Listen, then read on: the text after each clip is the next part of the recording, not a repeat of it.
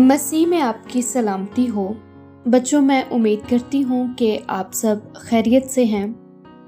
آج ہمارے لیسن کا ٹاپک ہے پرانی یادیں۔ آج ہم دیکھیں گے کہ اگر ہمارا کوئی قریبی یا عزیز خداوند میں سو جائے تو اس پر ایک مسیحی ہونے کی حیثیت سے ہمیں کیسا رویہ اختیار کرنا چاہیے۔ آئیے کلام مقدس میں سے دیکھتے ہیں ایوب پہلا باب 21 آیت۔ خداوند نے دیا اور خداوند نے لے لیا، خداوند کا نام مبارک ہو، آمین۔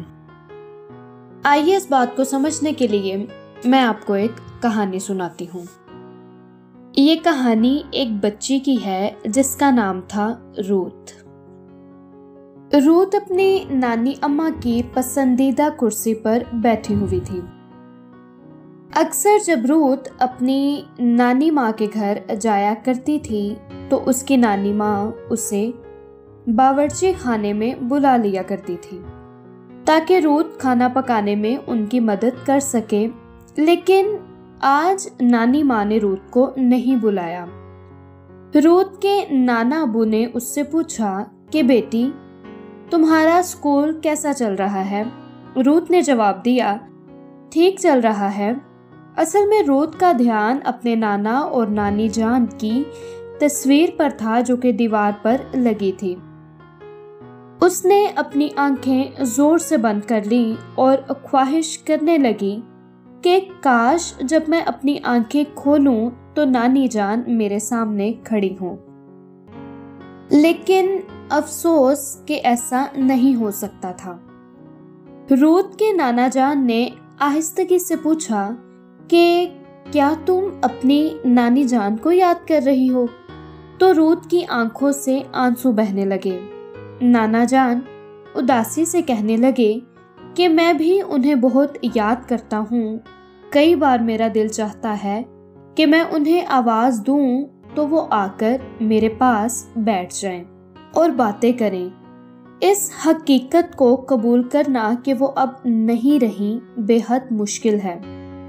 پھر نانا جان نے الماری میں سے ایک چھوٹا سا صندوق نکالا اور اس میں سے ایک تصویر نکالی جو کہ روت نے اپنی نانی جان کے لیے بنائی تھی، اور کہنے لگے کہ جب کبھی میں بہت زیادہ اداس ہو جاتا ہوں تو میں اس یادوں کے صندوق کو نکالتا ہوں اور ہر خوبصورت یاد کے لیے خدا سے دعا کرتا ہوں۔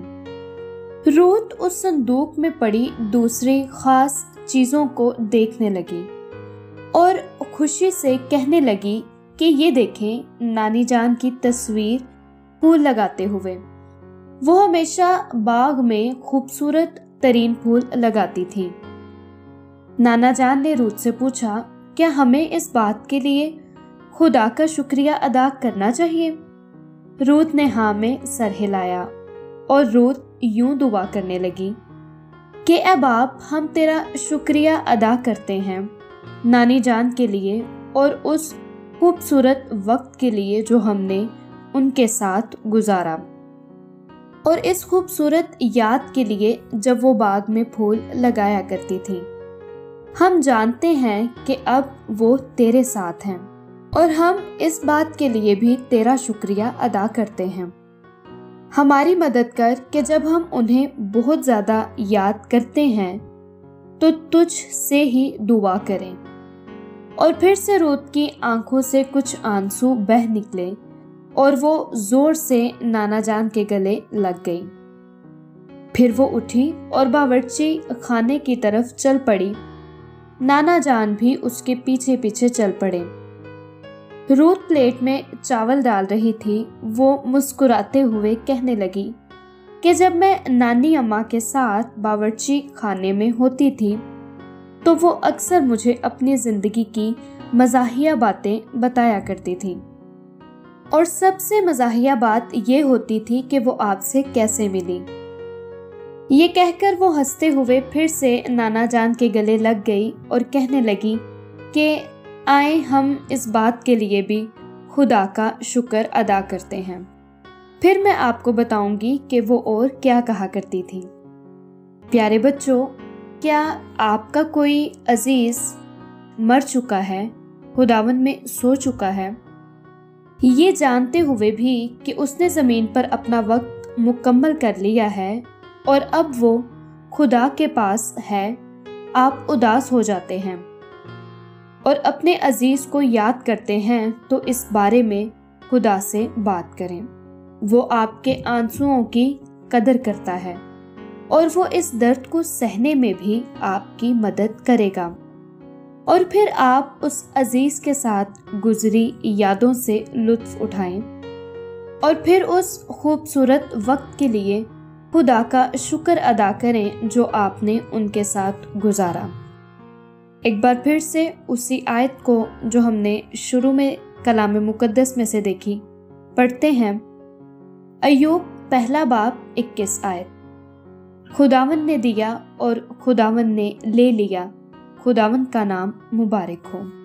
پیارے باپ، میں تیرا شکریہ ادا کرتی ہوں کہ تو ہم سے محبت کرتا ہے۔